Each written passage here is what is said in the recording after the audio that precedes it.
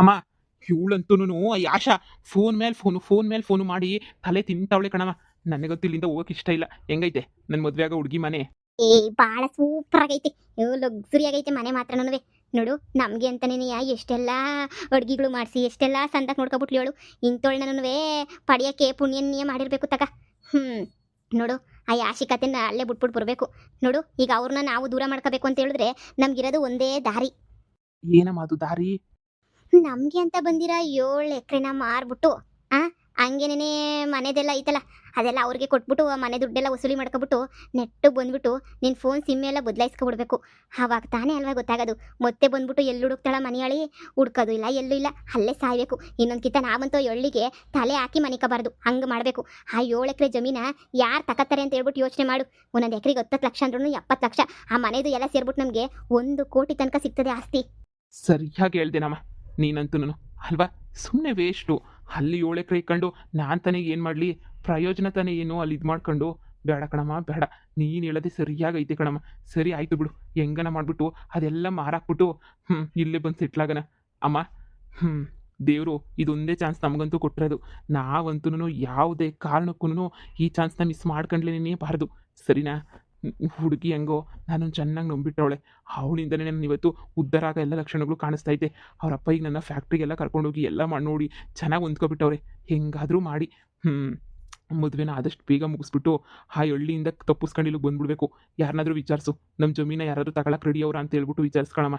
ಯಾರಾದ್ರು ತಗೋತೀನಿ ಅಂತ ಹೇಳಿದ್ರೆ ಸರಿ ಆಯಿತು, ಅಷ್ಟಕ್ಕೇನೆ ಸಾಕು. ಎಷ್ಟು ಬಂದ್ರೆ ಅಷ್ಟಕ್ಕೆ ಮಾರ್ಬಿಡೋಣ. ಆಯ್ತು ಆಯ್ತು. ರಾಹುಲ್ ಇನ್ನು ಇಲ್ಲೇ ಇದೆಯಾ? ಡ್ಯಾಡಿ ನಿನ್ಗೋಸ್ಕರ ವೆಯ್ಟ್ ಮಾಡ್ತಾ ಇದ್ದಾರೆ. ನೀನಂತೂ ಆಫೀಸ್ಗೆ ಹೋಗೋದಂತೂ ಡಿಲೇ ಮಾಡ್ತಾ ಇದೆಯಾ? ನಿನಗೆಲ್ಲ ಆಫೀಸ್ ಸ್ಟಾಫ್ನ ಎಲ್ಲರೂ ಇವತ್ತು ಪರಿಚಯ ಮಾಡಿಸ್ಕೊಡ್ಬೇಕಂತೆ ಡ್ಯಾಡಿ. ಆದಷ್ಟು ಬೇಗ ಹೊರಡ್ಬೇಕಂತೆ. ಬಾ ಹೋಗಿವಂತೆ. ಹಾ ಅಮ್ಮನ ಹತ್ರ ಸ್ವಲ್ಪ ಮಾತಾಡ್ತಾ ಇದ್ದೆ. ನಮ್ದು ಸ್ವಲ್ಪ ಪ್ರಾಪರ್ಟಿ ಇತ್ತು, ಅದ್ರ ಬಗ್ಗೆ ಏನೋ ವಿಚಾರ ಮಾತಾಡ್ತಾ ಇದ್ದೆ. ಅಯ್ಯೋ ಪ್ರಾಪರ್ಟಿ ಇರುತ್ತೆ ಹೋಗುತ್ತೆ, ನನಗೆ ನೀನು ಮುಖ್ಯ ಅಷ್ಟೇನೆ. ನೋಡು ಬಾ, ಡ್ಯಾಡಿ ವೆಯ್ಟ್ ಮಾಡ್ತಾ ಇದ್ದಾರೆ. ಹೋಗಿ ಇವತ್ತೆಲ್ಲ ಆಫೀಸ್ ಬಗ್ಗೆ ಎಲ್ಲ ವಿಚಾರಿಸ್ಕೊಂಡು ನೋಡಿ ಮಾಡಿ ಆರಾಮಾಗಿ ಬರೀವಂತೆ. ಅತ್ತೆ ನೀವೇನು ಮಾಡ್ತೀರಾ ಅತ್ತೆ? ಬನ್ನಿ ಅತ್ತೆ, ಫುಲ್ ಶಾಪಿಂಗ್ ಆದ್ರೂ ಹೋಗ್ಬಿಟ್ಟು ಬರೋಣ. ನೀವಂತೂ ಬಂದಾಗಿಂದ ಮನೇಲೇ ಇದ್ದೀರಾ. ಬನ್ನಿ ಬನ್ನಿ ಅಂದರೆ ಬರೋದು ಇಲ್ಲ. ಸುಮ್ಮನೆ ನೀವು ಹೋಗಿ ಅತ್ತೆ, ನೀವು ಎಲ್ಲಿ ಕರೆದ್ರೂ ಬರಲ್ಲ.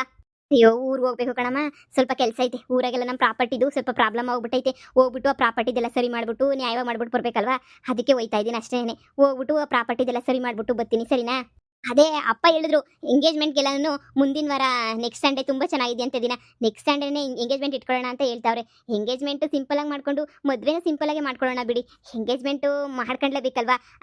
ನಾವಿಬ್ರು ಅಂದರೆ ಎಂಗೇಜ್ ಆಗಿದ್ದೀವಿ ಅಂತ ಹೇಳ್ಕೋಬೇಕಲ್ವಾ? ಅಯ್ಯೋ ಎಂಗೇಜ್ಮೆಂಟು ಬೇಕಿರಲಿಲ್ಲ ಕಣಮ್ಮ. ಸುಮ್ಮನೆ ರಿಜಿಸ್ಟ್ರ್ ಮದುವೆ ಏನಾರು ಆಗಿದ್ರು ಇಲ್ಲ ದೇವಸ್ಥಾನದ ತಾಳಿ ಕಟ್ಕೊಂಡಿದ್ರು ಚೆನ್ನಾಗಿರೋದು. ಅಯ್ಯೋ ಅತ್ತೆ, ಇರೋದು ನಾನು ಒಬ್ಬಳೇ ಮಗಳು. ಅಪ್ಪ ಅಷ್ಟು ಸಿಂಪಲಾಗಿ ಮದುವೆ ಮಾಡಕ್ಕೆ ಒಪ್ಕೊಬಿಡ್ತಾರಾ? ನೋ ವೇ, ಗ್ರ್ಯಾಂಡಾಗಿ ಮಾಡ್ತಾರಂತೆ. ಡ್ಯಾಡಿಗೆ ಫುಲ್ ವೈಟಿಂಗ್ ಡ್ಯಾಡಿ ಅಂತನೂ. ನೋಡಿ ಓಕೆ, ಎಂಗೇಜ್ಮೆಂಟ್ ಎಲ್ಲ ತುಂಬ ಚೆನ್ನಾಗಿ ಮಾಡ್ಕೋಬೇಕಲ್ವಾ? ನಾವಂತೂ ಎಲ್ಲ ಡೆಕೋರೇಷನ್ಗೆ ಎಲ್ಲರೂ ಆಲ್ರೆಡಿ ಮಾತಾಡೋಕೆ ಹೇಳ್ಬಿಟ್ಟಿದ್ದೀನಿ. ಡ್ಯಾಡಿನೂ ಓಕೆ ಅಂದಿದ್ದಾರೆ. ಈಗ ಏನಿದ್ರು ನಾವು ಶಾಪಿಂಗ್ ಒಂದು ಮಾಡಬೇಕು ಅತ್ತೆ. ನಾನು ನೀವು ಹೋಗ್ಬಿಟ್ಟು ಸ್ಯಾರಿ ಶಾಪಿಂಗ ಫುಲ್ ಮಾಡಿಬಿಡೋಣ. ನಾನಂತೂ ಒಂದು ಚೆನ್ನಾಗಿರೋ ಗೌನ್ ಯಾವ್ದಾದ್ರು ಪರ್ಚೇಸ್ ಮಾಡ್ತೀನಿ. ಅಲ್ಲೇ ಸ್ಟಿಚ್ಗೆಲ್ಲ ಕೊಟ್ಬಿಟ್ಟು ನೀವು ಹಾಗೆ ತೊಗೊಂಡು ನೀವೇ ಎಲ್ಲ ಸ್ಟಿಚ್ ಕೊಟ್ಬಿಡಿ, ಓಡಾಡ್ಕೊಂಡು ಬರೋಣ. ರಾಹುಲ್ ನೀನು ಆಫೀಸ್ಗೆ ಹೋಗು, ನಾನು ಅಮ್ಮ ಹೋಗ್ಬಿಟ್ಟು ಆರಾಮಾಗಿ ಶಾಪಿಂಗ್ ಮಾಡ್ಕೊಂಡ್ಬಿಟ್ಟು ಬರ್ತೀವಿ. ಆಮೇಲೆ ಬಾಯ್ಸ್ ಎಲ್ಲ ಸೇರಿ ಒಂದಿನ ಹೋಗ್ರಿ ನೀವು ಶಾಪಿಂಗಿಗೆ. ಸರಿ ಸರಿ ಆಯಿತು. ಓಕೆ ಅತ್ತೆ, ನಾನು ಹೋಗ್ಬಿಟ್ಟು ಫ್ರೆಶ್ ಅಪ್ ಆಗ್ಬಿಟ್ಟು ಬರ್ತೀನಿ. ಓಕೆನಾ? ಡ್ರೆಸ್ ಚೇಂಜ್ ಮಾಡಿ ಫ್ರೆಶ್ ಅಪ್ ಆಗ್ಬಿಟ್ಟು ಅಪ್ಪ ಬರ್ತೀನಿ. ಒಂದು ಸ್ವಲ್ಪ ಕಾಫಿ ಗಿಫಿ ಕುಡಿದ್ಬಿಟ್ಟು ಬರ್ತೀನಿ, ನೀವು ಇಲ್ಲೇ ಇರಿ. ಸರಿ ಸರಿ ಆಯಿತು. ಏನೋ ಇದು ಎಂಗೇಜ್ಮೆಂಟು ಇಷ್ಟು ಬೇಕಾ ನೀನು? ಹೂನಮ್ಮ ಎಂಗೇಜ್ಮೆಂಟು. ಅಯ್ಯೋ ನನಗಂತೂ ಫೋಟೋಸ್ ಗೀಟೋಸ್ ಎಲ್ಲ ಈಚೆ ಕಡೆ ಬಂದ್ಬಿಡ್ತಾವಂತ ಭಯ. ಎಂಗೇಜ್ಮೆಂಟು ಅಂತ ಒಂಥರ ಖುಷಿನೂ ಆಗ್ತೈತೆ, ಒಂದ್ಸಲ ಬೇಜಾರು ಆಗ್ತೈತೆ. ಅಮ್ಮ ಮಾವ ಕಾಯ್ತಾ ಇರ್ತಾರೆ, ನಾನು ಹಾಸ್ಪಿಟಲ್ಗೆ ಹೋಗಬೇಕು. ಅಯ್ಯ ಆಶಾ ಇವತ್ತು ಸಲ ಫೋನ್ ಮೇಲೆ ಫೋನು ಮಾಡಿ ಸಾಯ್ತಾವಳೆ. ಅವಳಿಗೆ ಏನಾದರೂ ಒಂದು ಹೇಳಮ್ಮ, ಸುಮ್ಮನೆ ಫೋನ್ ಎತ್ಬಿಟ್ಟು. ಇಲ್ಲಾಂದರೆ ಅಷ್ಟಕ್ಕೇನೆ ತಲೆ ಕೆಡಿಸ್ಕೊಬಿಟ್ಟು ಇಲ್ಲ ಹುಡ್ಕಾಡ್ಬಿಟ್ಟು ಪೊಲೀಸ್ ಸ್ಟೇಷನ್ಗೆ ಕಂಪ್ಲೇಂಟ್ ಕೊಟ್ಬಿಡ್ತಾಳೆ ಅಷ್ಟೇ. ನಾನಂತೂ ಕಟ್ಟು ಮಾಡಿದೆ. ಅವಳ ಹತ್ರ ಮಾತಾಡೋಕ್ಕೂ ನನಗೆ ಇಷ್ಟ ಇಲ್ಲ. ನೀನೇ ಫೋನ್ ರಿಸೀವ್ ಮಾಡಿಬಿಟ್ಟು ಏನಾದರೂ ಒಂದು ಹೇಳತ್ತಕ್ಕೆ ಸುಮ್ಮನೆ. ಸರಿ ಬಿಡು ಮಗನಿ, ಹೋಗು ಆಫೀಸ್ಗಂತೆ ಹೋಗು. ಹೋಗಿ ಚೆನ್ನಾಗೆಲ್ಲ ಪರಿಚಯ ಮಾಡ್ಕೊಂಡು ಕೆಲಸ ಎಲ್ಲ ಕಲ್ತ್ಕೊ ಹೋಗು. ನಿನಗೇನು ಹೊಸದಲ್ಲ ಅಲ್ವಾ, ನಿಂಗೆಲ್ಲ ಗೊತ್ತಲ್ವಾ? ಹೋಗು, ನೀನು ಆರಾಮಾಗಿ ಹೋಗು. ಸರಿ ಆಯ್ತಮ್ಮ. ನನ್ನ ಮಗುನ ಈ ಥರ ನೋಡಬೇಕು ಅಂತ ಎಷ್ಟು ದಿನದಿಂದ ಕಾಯ್ತಾ ಇದ್ನೋ ಏನೋ ನಾನಂತನೂ. ದೇವರು ನಮ್ಮ ಕೈ ಅಂತೂ ಬಿಡಲ್ಲ ಬಿಡು. ದೇವ್ರಿಗೆ ನಮ್ಮ ಮೇಲೆ ಜಾಸ್ತಿ ಪ್ರೀತಿ ಅಂತ ಅನ್ನಿಸ್ತೈತೆ. ನೋಡ್ದ ಎಂಥ ಜೀವನನ ಕೊಟ್ಬಿಟ್ಟು. ಹಲೋ, ಹೇಳಾಶಾ. ಅತ್ತೆ ಯಾಕತ್ತೆ ಫೋನ್ ರಿಸೀವ್ ಮಾಡ್ತಾ ಇಲ್ಲ? ಫೋನ್ ಮಾಡಿ ಮಾಡಿ ಮಾಡಿ ಸಾಕಾಯ್ತು. ನನ್ನ ಗಂಡಂಗಂತೂ ಫೋನ್ ಮಾಡ್ರಿ ಎತ್ತದಾನೆ ಇಲ್ವಲ್ಲ ಫೋನ. ಅದು ನಿನ್ ಗಂಡಂಗೆ ಚೆನ್ನಾಗಿರೋ ಕೆಲಸ ಸಿಕ್ಬಿಟ್ಟೈತೆ ಇಲ್ಲಿ. ಅದಕ್ಕೆ ಕೆಲಸದಾಗೆ ಶಾನೆ ಬಿಸಿ ಆಗೋಗ್ಬಿಟ್ಟವನಲ್ಲ, ಅದಕ್ಕೆ ನೀ ಫೋನ್ ಎತ್ತಾ ಇಲ್ಲ. ನೀನ್ ಏನ್ ತಲೆ ಕೆಡ್ಸ್ಕೊಳಕ್ ಹೋಗ್ಬೇಡ, ಹೇಳ್ತೀನಿ ನಾನೇ ಮಗ ಫೋನ್ ಹಾಕು ಅಂತ ಹೇಳ್ಬಿಟ್ಟು ಮಾಡ್ತಾನೆ. ನಾನು ಯಾವ್ದೋ ಒಂದು ಕೆಲಸ ಸಿಕ್ಕೈತಿಲ್ಲಿ, ನಾನು ಕೆಲ್ಸಕ್ಕೆ ಸೇರ್ಕೊಬಿಟ್ಟಿವ್ನಿ ಇಲ್ಲಿ. ಇನ್ನೇನಲ್ಲಿ ಏನು ದುಡಿಯೋಕ್ಕಾಗಿಲ್ವಲ್ಲ, ಅದಕ್ಕೆ ಇಲ್ಲಿ ನೀ ಸಂದಾಗ ದುಡಿತಾ ಇದೀವಿ ಇಬ್ರುನುವೆ. ಈ ಕೆಲಸ ಸಿಕ್ಕೈತೆ, ಅದಕ್ಕೆ ಇಲ್ಲೇ ಕೆಲಸ ಮಾಡ್ಕೊಂಡಿದೀವಿ. ನಾನು ಬತ್ತೀನಿ ಕಣತ್ತೆ, ನಾನು ನಮ್ಮಮ್ಮ ಇಬ್ರುನುವೆ.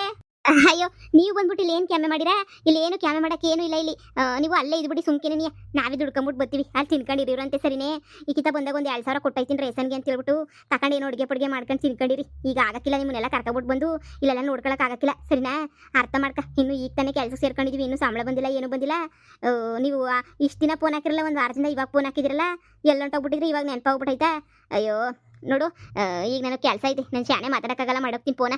ಜೈಲ್ಗೆ ಹೋಗಿದ್ವಿ ಕಣತ್ತೆ, ಒಂದು ಕುರಿ ಮರಿ ಕದ್ದಿರೋದಕ್ಕೆ ಮನೆಯಾಳಿ ಅವಳಲ್ಲ, ಮನೆಯಾಳಿ ನಮ್ಮನ್ನ ಜೈಲ್ಗೆ ಹಾಕ್ಸ್ಬಿಟ್ಟಿದ್ಲು. ಅತ್ತೆ ಸರ್ನ ಬನ್ನಿಯತ್ತೆ, ಅವ್ರಿಗೆಲ್ಲ ಬುದ್ಧಿ ಕಲಿಸ್ಬೇಕು ಕಣತ್ತೆ ನಾವಂತೂ. ಸರಿ ಸರಿ, ನಾನು ಬಿಸಿ ಇದ್ದೀನಿ, ಈಗ ಫೋನ್ ಕಟ್ ಮಾಡು. ನಾನು ಆಮೇಕಿಂದ ಫೋನ್ ಮಾಡ್ತೀನಿ. ಈಗ ನನ್ನ ಟೈಮಿಲ್ಲ, ನಾನು ಕೆಲಸ ಮಾಡಬೇಕು, ನಾನು ಕುಂತ್ಕೊಳಕ್ ಆಗಕ್ಕಿಲ್ಲ ಈಗ. ಆಯ್ತು. ಇವ್ರ ಅಮ್ಮ ಮಗಳಿಗೆ ಅತ್ತೆ ಮನೆ ಅನ್ಕೊಬಿಟ್ಟವ್ರ. ಯಾವಾಗೂ ಜೈಲ್ಗೆ ಹೋಯ್ತಾರೆ ಬರ್ತಾರೆ.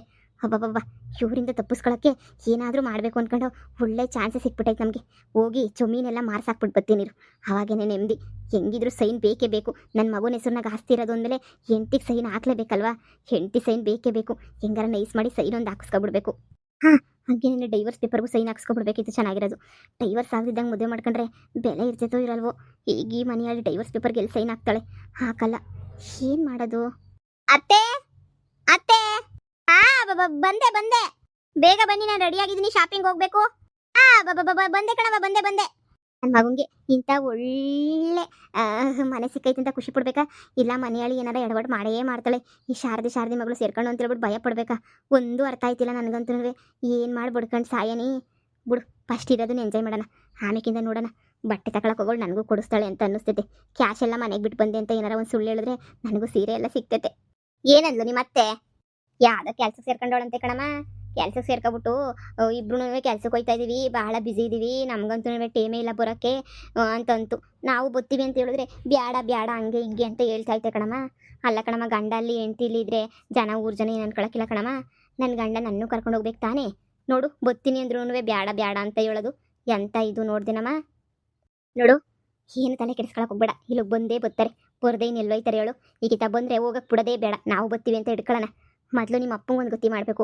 ಆಮೇಕಿಂದ ಈ ಮನೆಯಾಳಿ ನಮ್ಮನ್ನೇ ಜೈಲಿಗೆ ಕಳಿಸಿದ್ಲಲ್ವ, ಅವಳನ್ನಂತೂ ಬಿಡೋದೇ ಇಲ್ಲ. ನೋಡ್ತಾ ಇರು, ಆ ಉಷಂಗೊಂದು ಗತಿ ಕಾಣಿಸ್ಬೇಕು. ಆಮೇಲಲ್ವಾ ನಿಮ್ಮ ಅತ್ತೆಗೇನೋ ಒಂದು ಕತೆ ನೋಡ್ಕೊಳ್ಳೋಣ. ಫಸ್ಟು ಇವ್ರವ್ ನೋಡ್ಕೊಳ್ಳೋಣ ಬಾ ಹೋಗ್ಬಿಟ್ಟು. ನಂಗೆ ಯಾಕೋ ಬಲ್ಗಣ್ಣೆ ಹೊಡಿತೈತೆ ಕಣಮ್ಮ. ಏನೋ ಕೆಟ್ಟದ ಸೂಚನೆ ಕೊಡ್ತಾಯ್ತು ನಂಗಂತೂ. ಎಂದು ಹಿಂಗೆ ಆಯ್ತಿರಲ್ಲ, ಇವಾಗ ಕೆಟ್ಟದಾಯ್ತೈತೆ ಅಂದರೆ ಏನೋ ಪ್ರಾಬ್ಲಮ್ ಆಯ್ತೈತೆ. ನಮ್ಮ ಅತ್ತೆ ನನ್ನ ಗಂಡ ಎಲ್ಲವ್ರೆ ಏನು ಮಾಡ್ತಾವ್ರೆ ಎತ್ತ ಏನೂ ಗೊತ್ತಾಯ್ತಿಲ್ಲ. ಏನೋ ಪ್ರಾಬ್ಲಮ್ ಆಯ್ತೈತೆ ಅನ್ನಿಸ್ತೈತೆ ಕಣಮ್ಮ. ಬಲ್ಗಣ್ಣು ಹೊಡಿತೈತೆ.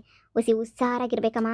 ಏನಾರ ಪ್ರಾಬ್ಲಮ್ ಆಯಿತು ಆಮೇಕಿನ ಮತ್ತೆ ಕೆಳಗಡೆಗೆ ಬಿದ್ವಿ, ತಿನ್ನೋಕೆ ಕೂಳು ಸಿಗೋಕ್ಕಿಲ್ಲ ನಮಗಂತೂ. ಈಗನ ಕೂಳು ನೀರನ್ನ ಸಿಗ್ತೈತೆ ಏನಂತೀಯಾ? ಓನೇ ಸರಿಯಾಗಿ ಹೇಳ್ತಾ ಇದೆಯಾ ನೀನು. ಯೋಚನೆ ಮಾಡೋಣ ಬಾ. ಯೋಚನೆ ಮಾಡೋಕ್ಕೆ ಇನ್ನು ಜಾಸ್ತಿ ಟೈಮ್ ಇಲ್ಲ. ನಾನು ಸ್ವಲ್ಪ ಯೋಚನೆ ಮಾಡ್ಬಿಟ್ಟು ನೋಡೋಣ, ಏನೋ ಒಂದು ಮಾಡ್ತೀನಿ. ಸರಿ ಬಾಯ್ ಬಾಗ ಹೋಗೋಣ. ನಿಮ್ಮ ಅಪ್ಪಂತದಿಂದನೂ ಏನೇನೋ ಕತೆ ಐತೆ ನೋಡಬೇಕು. ಈ ಹಳ್ಳಿನಾಗ ಏನೇನೋ ಆಗೋಗ್ಬಿಟ್ಟೈತೆ. ಅಯ್ಯೋ ವಿಷಯ ಗೊತ್ತಿಲ್ವೇ? ಆಗ ಸುಮ್ಮನ ಮಗ ಎಲ್ಲ ಅದೇ ನಿಧಿ ಗಂಡ ಊರು ಬಿಟ್ಬಿಟ್ಟು ಹೊಂಟೋಗ್ಬಿಟ್ಟವ್ರಂತೆ. ಮಮತಿ ಅಳಿಯ ಹೊಂಟೋಗ್ಬಿಟ್ಟವನಂತೆ. ಅದು ಎಂಥದ್ದು ದುಡ್ಡು ಮಾಡ್ತೀನಿ ಅಂತ ಹೇಳ್ಬಿಟ್ಟು ಹೇಳಿದ್ರಲ್ಲ, ದುಡ್ಡು ಮಾಡ್ಕೊಂಡು ಊರು ಬಿಟ್ಟು ಹೊಂಟೋದ್ರು. ಇಲ್ಲ ಏನು ಕತೆಯೋ ಗೊತ್ತಿಲ್ಲ. ಯಾರೋ ಊರಾಗಿಲ್ವಂತೆ. ನಾವು ಇಲ್ಲಿದಾಗ ಏನೇನೋ ನಡೆದೈತೆ. ಅಯ್ಯೋ ಇನ್ನು ತಿಳ್ಕೋಬೇಕಿನ್ನವೇ. ಸರಿ ಬಾಯ್ ಇವಾಗ ಸರ್ನ ಹೋಗೋಣ. ಹೌದಾ? ಸರಿ ಬಾ, ಗೊತ್ತಾಯ್ತದ ಬಾ ನಿಧಾನಕ್ಕೆ.